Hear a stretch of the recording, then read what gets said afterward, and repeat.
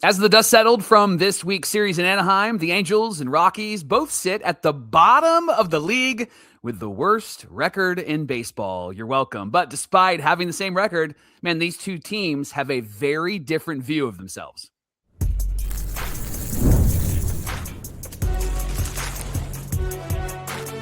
You are Locked On MLB Crossover, part of the Locked On Podcast Network. Your team every day.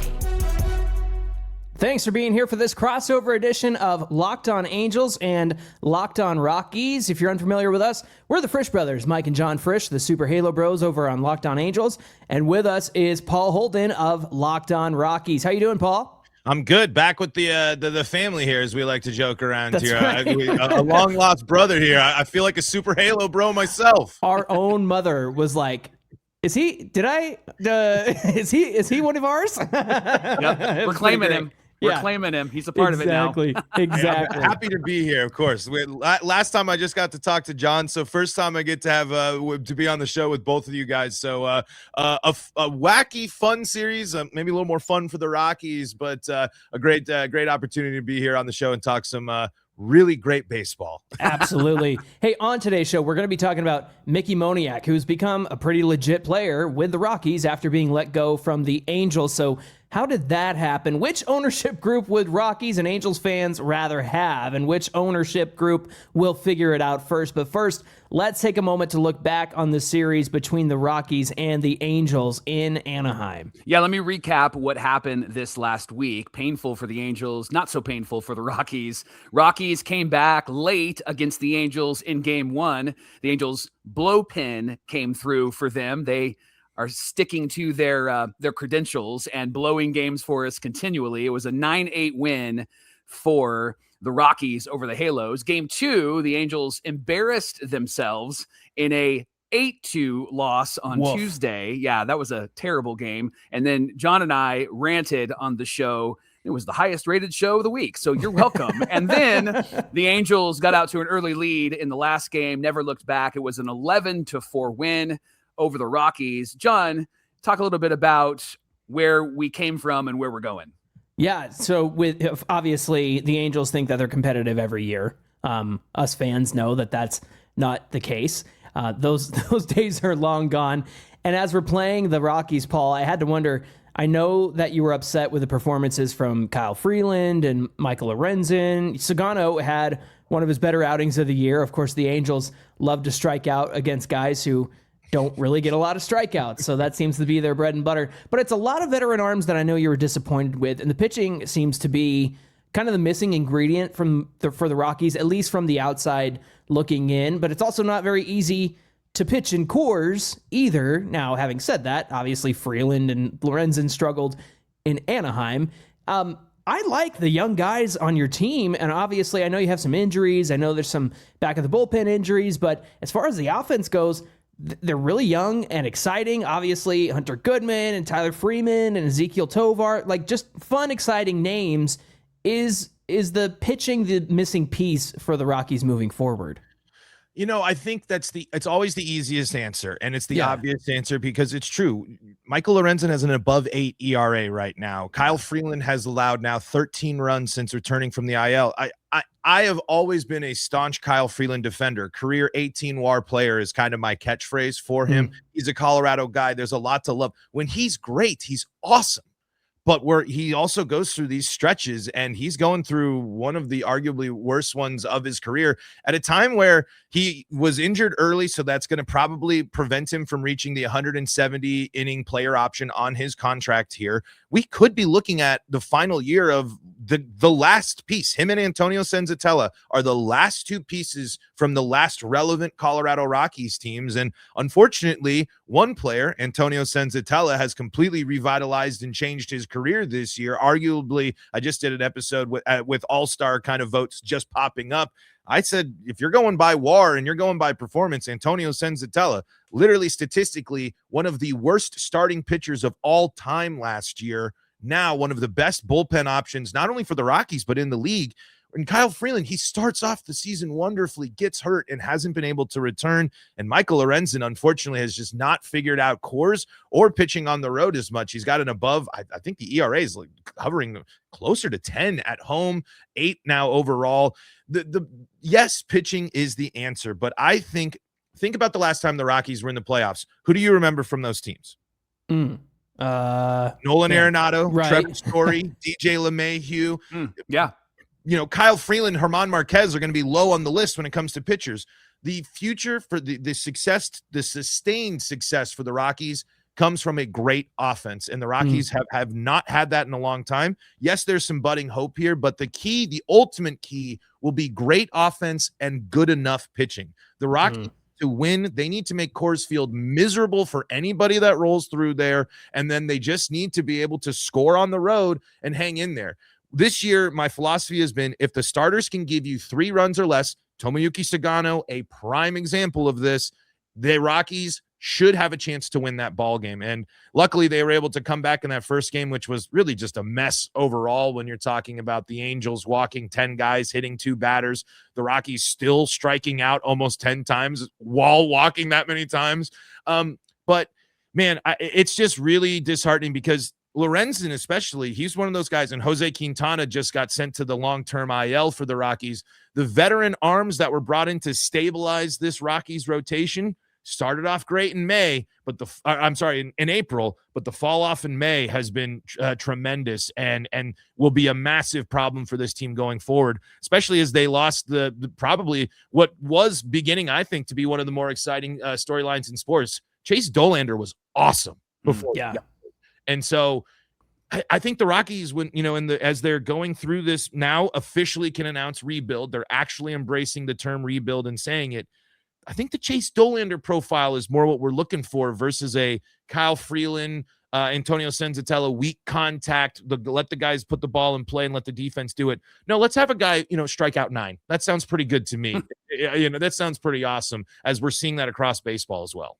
So offense is the key to the Rockies. So where's Vinny Castilla and Andres Galarraga and Dante Bichette and Todd Helton, right? Like bring them back, right? They were a lot of fun to watch. Now, with a series like this, and you mentioned the word rebuild, Angels don't know how to do that. I know we're going to talk about ownership in the next segment. Tell me how you as a fan responds to a 2 out of 3 win over a team like the Angels. Are you amped? Are you pumped? Are you excited? Did you see a lot of good things? Was it frustrating? I know there was 4 errors in that first game. Tell me your thoughts. Yeah, I mean, there's still a lot to be frustrated by. The Rockies, listen, I know a lot, and a lot of people in Rockies fandom, justifiably so, are kind of over the comparisons to last year, but it's still a night and day difference watching this team this year versus last year. But there's still a ton of mistakes. Swinging, chasing when the Angels walk guys at a 12% rate, the highest rate in baseball, and Ezequiel Tovar is wearing the golden sombrero. That can't happen. Like that's just unacceptable. And the Rockies still have some really frustrating trends, but I do have to remind myself they are younger, but it's still like I was still hoping to see bigger steps forward. I was really high coming in this season on a healthy Ezequiel Tovar, and I still think he can be a strong second half, will make me feel a lot better. But I still think the Rockies in this series, they shouldn't have had to come back big. Kyle Freeland's got to get out and execute and not give up that grand slam. And the Rockies got to capitalize on those chances. But on the flip side, winning game 2, that's the first time this year the Rockies have won back-to-back series. They beat the Giants, they beat the Angels. So when the Rockies get in these winnable series, which there have been few and far between when you look at their schedule to start this year, and they've won these series, that's a good sign. Game 2 was a solid win for the Rockies. They got what they needed from the starters. The offense capitalized, including hitting home runs, something that I wanted to add to this a little bit too. Home runs, the Rockies were in a huge power drought, and they hit them in this series, and it seems like the Angels are kind of powered by the home run. Yeah, that's been their MO for the last couple of years. We've seen them get away from that.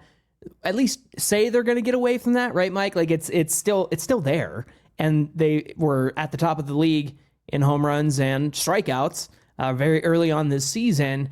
when they talk about they want to, play the kind of game that they played on Wednesday, where it's 16 hits and base to base and station to station, only 2 of the earned runs were from Von Grissom's home run, and then everything else was from, driving in guys or wild pitches and what have you, but just forcing the issue. That's the brand of baseball that we honestly have been wanting them to play. I said on yesterday's show, hey, be this team. Yeah, Don't be a team that you think that you are or thought you wanted to be.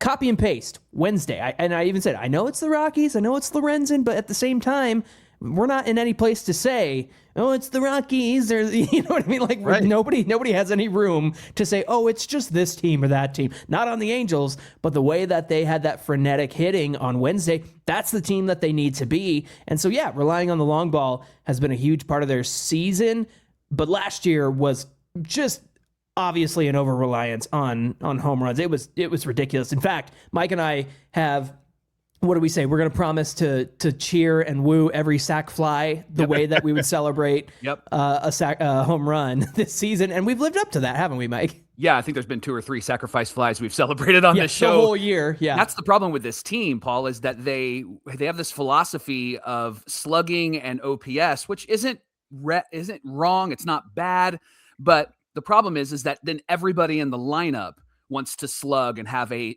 850 to 900 OPS, but that's like asking somebody who's a light hitter to hit a bunch of home runs. Nolan Shonowell, who plays first base for us, he's somebody that people have complained doesn't hit the home run, but when he tries to hit the home run, he ends up pulling everything and grounding into a double play. This team is go gap to gap, go the other way, go with the pitch. When they do what they did in the last game, when they got 11 runs, that's the team that they're designed to be. And for some reason, they'll find that. They're like a blind squirrel finding one nut for one day, and then the rest of the week, they'll go back to what they did before. So what we saw in the first 2 games was kind of the epitome of the Angels, and then what we saw in Game 3 is exactly what this team needs to be. But again, they just seem to lose track of what actually worked for them and why it actually worked. And then the coaching staff doesn't seem to be able to get them to go back to what they're doing in the next game, or maybe adjust from first inning to 5th inning. It takes a couple of days to get that nasty habit of loopy swings and exit velocity and lots of home runs. It takes a long time for them to correct that. When they do, it's beautiful, like that game that we enjoyed in Game 3 of this series, but not in the first 2 games, because they're trying to play hero ball and they're trying to get all the runs back in one moment. And that's been the biggest issue with our team this year.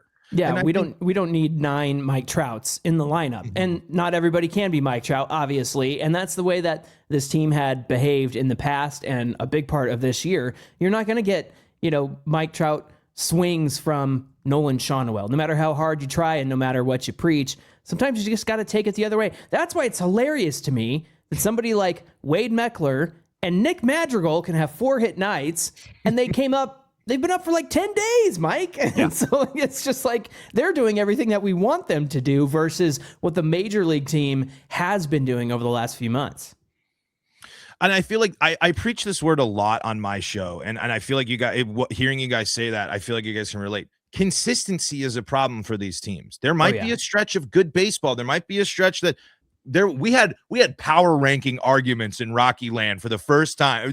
We got to say, back in May, or right as May was starting, the Rockies are too low on the power rankings. We deserve to be 25th. Darn it. We want to be all the way up there. And obviously May happened, but that's what I'm looking for. When you ask about how, the series, I want to see a consistent team. I want to see TJ Rumfield's a great example. He's been literally one of the bright spots of this Rockies team, named Rookie of the Month here.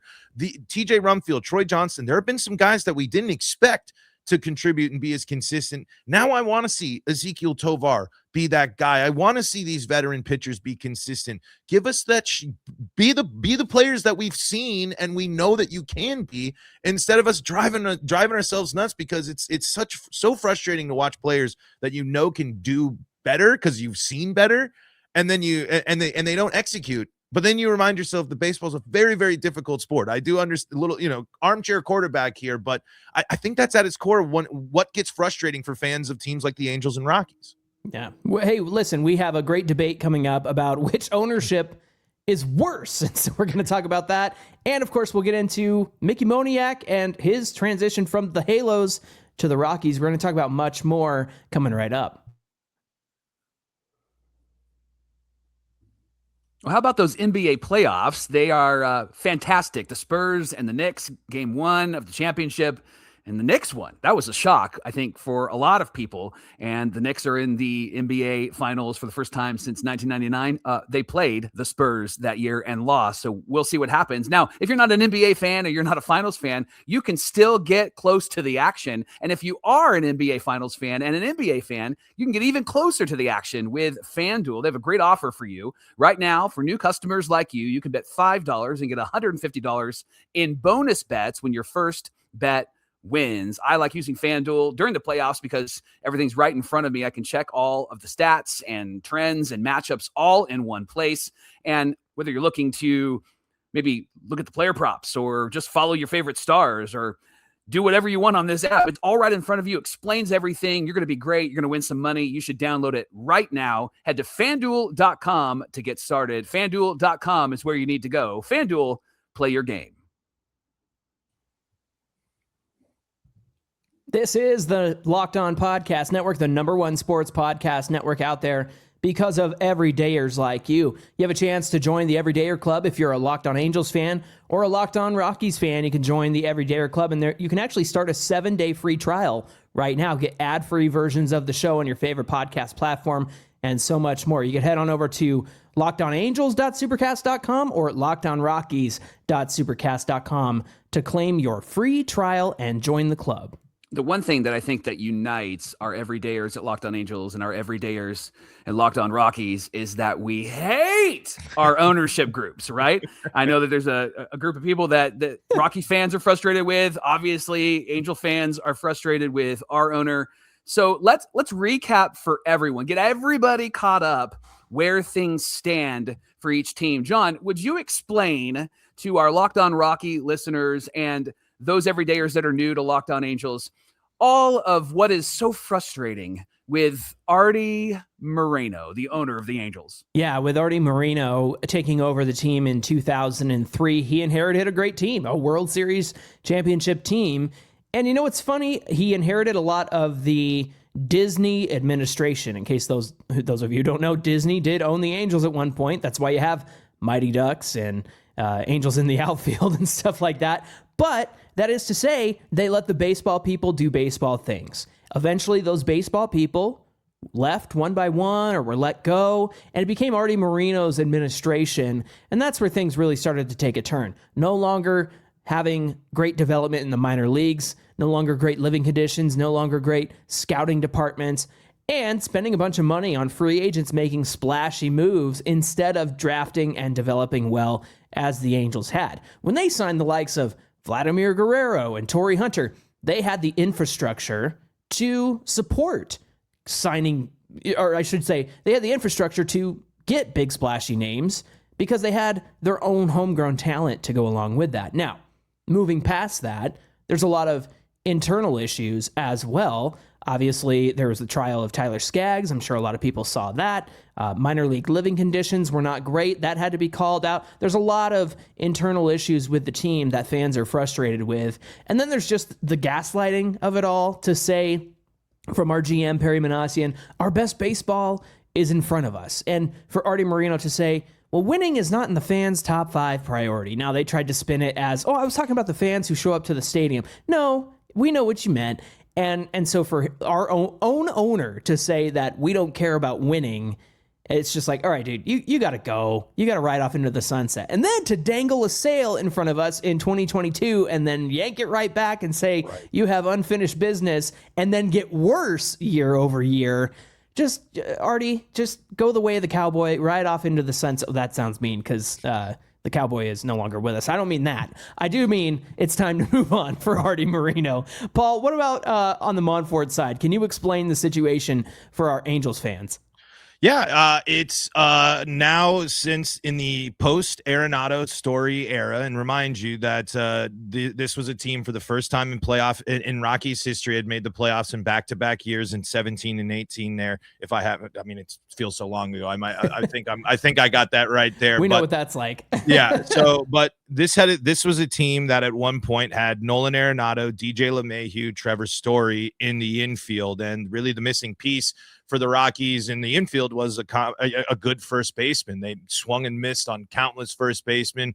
They're still up. TJ Rumfield might be the final, maybe will be the piece for first base since Todd Helton basically there. And of course, Charlie Blackmon there holding it down in the outfield, and the Rockies able to stun the Cubs in one of the most nail-biting, thrilling, but low-scoring games you'll see. But before being outmatched in the playoffs, and it happens, but they were there. They were competitive. They were playing real baseball. And then the pandemic came, and also trade deadlines came and went when free agency came and went, and the Rockies didn't get better. They didn't invest around, hey, this is a window. This is an opportunity where Kyle Freeland's pitching at his best. German Marquez is pitching at his best. Antonio Senzatella, because they're much younger at this point and at the beginning of their careers for the most part. This was a team that had promise, and you could have made a splash at first base. You could have added a pitcher. You said, hey, I'll pay you a little bit more. They did try to do the super bullpen, but basically all that fell apart. And then they traded Nolan Arenado. And take a guess. How many players from the Nolan Arenado trade are on the team right now? None. Oof. None. Maybe That's there's fun. one of the minor leaguers left, but none of the Austin Gomber pitched for a couple of years. Nothing really panned out from that. And I believe up until they might still be paying Nolan Arenado this year. I think it was it's either this year or next year is where they're done with it. And then the Chris Bryant signing, which has been arguably one of the worst signings, not only in Rockies history. Can I just say on that Chris Bryant signing, a lot of people will compare it to the Anthony Rendon situation, but I have to say, I mean, on the field, yes, that is very much a similar situation, but their attitudes could not be more widely different. Anthony Rendon lost us about a year or two into his injury stuff when he was dodging reporters, saying no habla inglés and stuff like that. Like the attitudes, when I see Chris Bryant talk about it, at least he seems emotional, and he's like, I really hate that I'm not out there. I hate that I'm letting people down. Like, just couldn't be further different from each other. That's just my perspective on it. Well, no, it's absolutely what it's unfortunate that I haven't been able to talk about Chris Bryant a lot on this show. I mean, that was the big move when I first started Locked On Rockies. I came on and they were transitioning.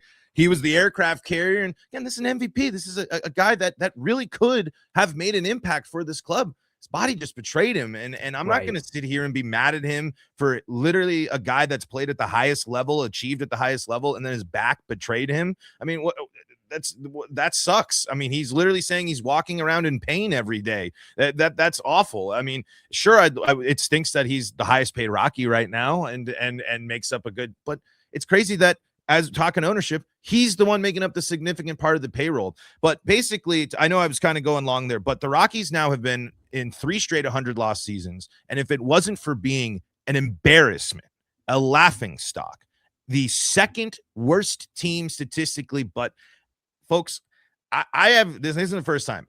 There's an argument that the Rockies last year were the worst team of all time. When you're talking about a historic run differential that's never been achieved, when you're talking about one of the worst statistical performances from a starting rotation, the longest consecutive games trailing streak to start a season, not having 20 games won by the All-Star game. I mean, it was miserable, and it forced his hand. So finally, the Rockies made a front office overhaul, and which is great.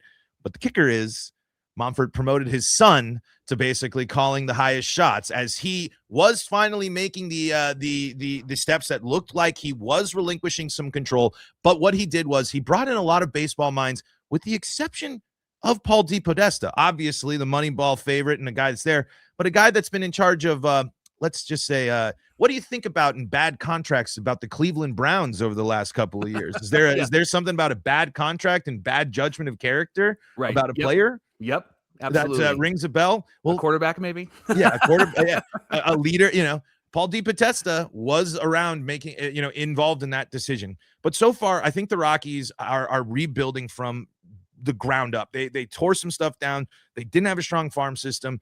And I think the difference between these two organizations and why I would say I would take Rockies ownership is they're showing the signs of change. It's still going to be painful.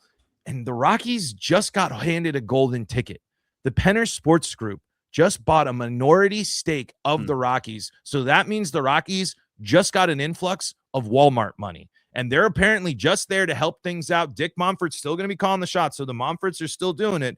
But the Rockies have started moving in the right direction. Whereas the Angels, man, I hate to bring this up. I know it's a sore subject, but man, they didn't buy in when they needed to, and to make the mistakes to not move on from Shohei and now staring this guys, Mike Trout's got to get traded. And I hate to be mean, but it's just like, and this will lead into our Mickey Moniak conversation here in segment 3. But I think the Rockies have started making some decisions. They just have a long way to go because of the talent and everything, and figuring out who's in that system that's going to be good. It's going to be a lot of work. The Rockies are still 4 to 5 years off from a solid season, I think. Yeah, I look at the Angels, and John, I'd love for you to give a thought here with the Rockies having somebody buying a minority stake. That's something that we have discussed on Locked On Angels with the Angels ownership group, Artie Moreno just being by himself. He's talked a lot about not having enough money and complained about that. And if he gave a percentage of the team away just to infuse resource, like the Dodgers do, right? Like the Rockies have done, that could be a game changer for this team. John, do you think that is even an option on the table for somebody like Artie Moreno? It seems like that was a consideration when he was actually going to full on sell the team. Like he would have kept, 10% ownership or something like that. That was a discussion at one point, but I think he's going to be in or he's going to be out. I don't think he's going to want to share any negotiation power on what this team does with a minority ownership group. Now, would it help the influx of cash? Absolutely. And that's been, the biggest thing recently for the Angels is just where's the money going to come from? And fortunately for them, they did lock down their own TV station and network and things like that. So I think that's going to help them build back, because to be honest, they're one of the teams that got messed up with the whole Fox Sports to Bally Sports to FanDuel Sports, right? And so that I get that part of the equation. But what I hear from you, Paul, is just a willingness to do something different. And finally, I don't think Artie Moreno has that willingness. And it took being literally the worst team in baseball, a team that's lost 100 straight games, 3 seasons in a row now. I mean, and a team that hasn't been relevant in close to a decade. I mean, it's unfortunate, and I do want to give. I will let the Angels fans know, because I tagged it. They tagged me in some tweets. The sell the team chants came through loud and clear on the Rockies broadcast, both radio and TV. So I can tell you that they were there. And also your choice words for the Colorado Rockies. We also heard that as well. I don't understand what that was about. I think that fans were mad that the Tigers did that to the Angels when the Angels I privately messaged Paul and the Rockies chat, and I was like, guys, I don't know what this is about, but just ignore that part of it. Hey, but we're all on the sell the team thing, and I know we're running a little long here, but I just wanted to echo what you said before. You're not part of the problem if you're going to the ballpark. If you love the Angels and you want to support this team, it's okay. But it's also okay to be angry and to not support the team and to choose to spend your time. Why? Like, there was no reason to watch the Rockies last year. Other than Hunter, you could watch Hunter Goodman at bats. That was basically the only reason to watch the Rockies last year. Right. But I do want to just point out, it took the Rockies being the embarrassment of baseball for them to actually make these changes, because we've heard it too. We're going to be competitive. We like our team. Well, let's go to the deadline and we're just going to make small moves because we're going to go we're small market, the Dodgers, because we got to compete against the Dodgers. You guys got to compete against the Astros. I mean, obviously a different case this year, but I play me the tiny violin here. And I really do think the biggest impact, not only the front office overhaul and all the new names they brought in, is Dick Monfort selling that stake. That is a relinquish of power right there, and an influx of resources the Rockies didn't have, because the Rockies, I can tell you, I don't have the numbers to back this up. I always put this disclaimer, but there is no way the Rockies have benefited from the collapse of the regional sports network. And I can guarantee you they got to be one of the least, their streaming package has to be one of the least popular, because I didn't even see it on TVs in Denver when I was there a couple of years ago. Brutal. Well, listen, if it takes embarrassing play and an embarrassing season to do it, I think chanting "sell the team" and taking your shirts off and waving them around is a good way to embarrass the front office. But also, this might be the first team in Angels history that loses 100 wins.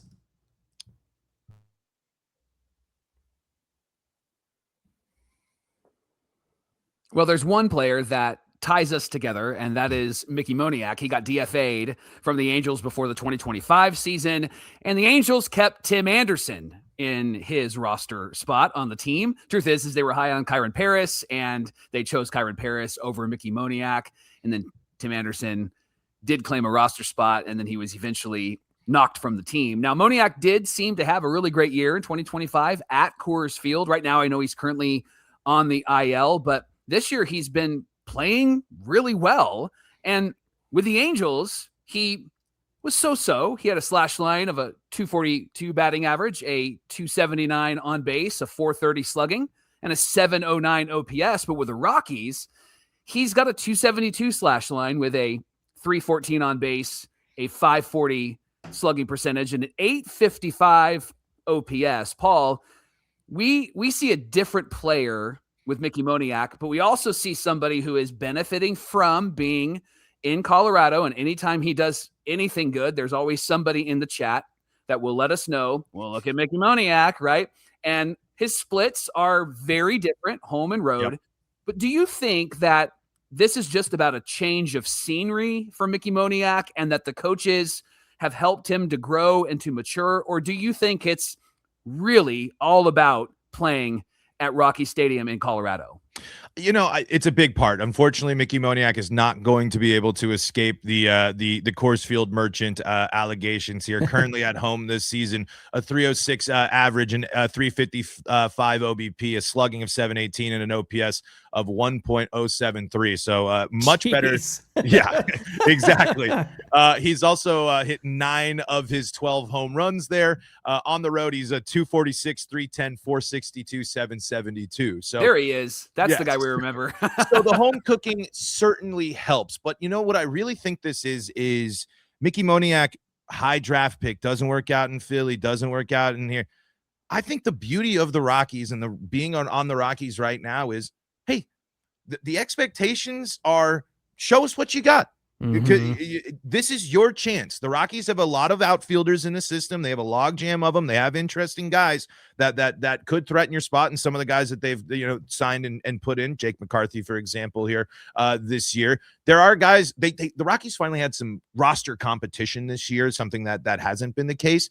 But I think I think you can just get to a spot where, hey, go out there and play your game. And what we've seen, Mickey Moniak, I haven't loved Mickey Moniak's defense. I know he can be a better defender. The profile suggests so, but he hasn't necessarily been wonderful on defense for the Rockies. But go to a hitter-friendly place, get comfortable, and hit you 20-plus home runs, and that's going to be great. I mean, and I think for Mickey, I think having last season, that just solidified, I'm a major league ball player. And then coming into the season, he was riding the confidence. The Rockies themselves were riding a confidence going into this season. So I think it's a benefit of going to a place that has less pressure, but with the added bonus of, if you're good at hitting, you will be successful at Coors Field. Coors Field does rewards you, but you still have to put the ball in play. You still have to make contact. Mickey Moniak can strike out there, but we're talking about 15 strikeouts at home compared to his 25 on the road here as well. And the Rockies could surely use him. And a big reason why the Rockies are going through a power outage, like we talked about earlier, was Mickey Moniak wasn't in the lineup. So I love it. But here's my thing. If Mickey Moniak's playing at an all-star caliber level and people are interested in him, he should be traded at the trade deadline. There should be no member of the Colorado Rockies roster outside, with maybe Hunter Goodman. It's crazy to trade everybody, and they won't. But I'm just saying, Mickey Moniak is not going to be a part of the next playoff team of the Rockies. It's great that he's helped the Rockies be a better team this year, and he's been great at Coors. But what does that mean 2-3 years down the line for the Rockies, where we're really looking here? So awesome and fun to watch. I think he has benefited from a place where it's, hey, if you the success is just being a one WAR player basically in Colorado right now. And for Mickey, I think he has found his home. And if the Rockies want to embrace him as a DH and they really just want to lean into him being that, awesome. But at the same time, I just don't think you can pass up adding some arms to your farm or some interesting options there. The thing about Mickey Moniak that Mike and I always believed was that the guy just needed runway. He needed a good stretch of time to play consistently, and he didn't always get that in Anaheim. And I'm surprised to hear the defense thing, because he was pretty solid for the Angels in his time here. I think it's interesting, you talk about Mickey Moniak and what's his role in the future. He's definitely somebody who could and should be traded if there's interest. On the other side, the Angels have given lots of runway to guys like Oswald Peraza and Vaughn Grissom, prospects that didn't work out in New York, and then for Grissom it was Atlanta and the Red Sox, and so they get a lot of runway. The problem is, and I'm sure Mike would agree with me on this, is the Angels don't really have a plan. They're not thinking about what the next few years look like. If they're part of the plan, that's fine. Or do you want to sell high on a Peraza or a Grissom or what have you? I think that's a fundamental difference here between, like, you have Mickey Moniak, he's getting the runway, he's getting the playing time. But if somebody comes along, you can make yourself a deal. As far as the Angels go, I just don't think that they have any foresight into what they want to do. They're playing for today, and they're playing for, tomorrow once it hits midnight. That's kind of their MO in Anaheim right now. Yeah, the Rockies got to prove that they're willing to deal at the trade deadline, though. That has been the ultimate frustration for a team that is, because even before the Rockies, before this 100-loss stretch, they could always say they never lost 100 games. Oh, hey, we weren't that bad. But there were plenty of deadlines where they just missed out on, like Ryan McMahon, a prime candidate. Great that they moved him last year. There's just so many guys that they could have moved on from to actually do it. But just like it sounds like the Angels are, up until this year, it is only this new look Rockies and new regime Rockies that we have the hope that they're going to be sellers at the deadline for some of these guys. Antonio Senzatella, thank you for all you've done. Go help a team in a playoff game and prove that you're this legit option out of the bullpen, because you're not going to re-sign with the Rockies. We know that. Like they have to prove it, but I do feel more optimistic that will happen. And I just, a lot of Rockies fans did not like it when I said trade Mickey Moniak, but that's just where we're at. It stinks, I know, but to be where we want to be down the line, because the Rockies are still going to try to fight to not lose 100 games this year, you got to make these decisions and move on and strike while the iron's hot. But tip of the caps to baseball players that stick with it, right? This game is brutal and frustrating, and when you're talking about a guy that had expectations as high as Mickey Moniak and where he was drafted, tip of the cap for him to sticking with it and finding success in the bigs. Thanks for making this Locked On crossover your first listen of the day. Make sure to like, comment, and subscribe to Locked On Angels and Locked On Rockies on YouTube so you get all the latest episodes. And join the Everydayer Club and get your first 7 days for free. The link is in the show notes, and you can start your free trial by just clicking that link. Hey, be sure you give us a follow on Twitter at Locked On Angels and at Super Halo Bros on Twitter, Instagram, and TikTok. Paul, where can our Everydayers find you on the socials? Hang out with us at LO Rockies, Locked On Rockies on YouTube, the best place to be, hanging out in the Locked On Rockies YouTube comment section. That's where we can find all your Rockies and Angels hot takes here as we go through the season. Let's go. Mike, what do we have? What do we have on deck as the Super Halo Bros and Locked On Angels on Monday? Yeah, we're playing the Dodgers this weekend, so good luck, boys. We got to recap that entire series. Paul, what are the Rockies doing this weekend? The Miz comes to Coors Field. So how will 103-mile-per-hour fastballs handle a team that loves to chase and love to strike out? I would say if you're checking out the FanDuel app, the over on the strikeouts might be a good one for that one. We'll be breaking down the Rockies taking on a good team, but it's Coors Field. So we always like to say anything can happen. Absolutely. All right, friends, we hope you'll come back and join us for Locked On Angels or Locked On Rockies on Monday. Have a great weekend, and we'll all see you back here on Monday.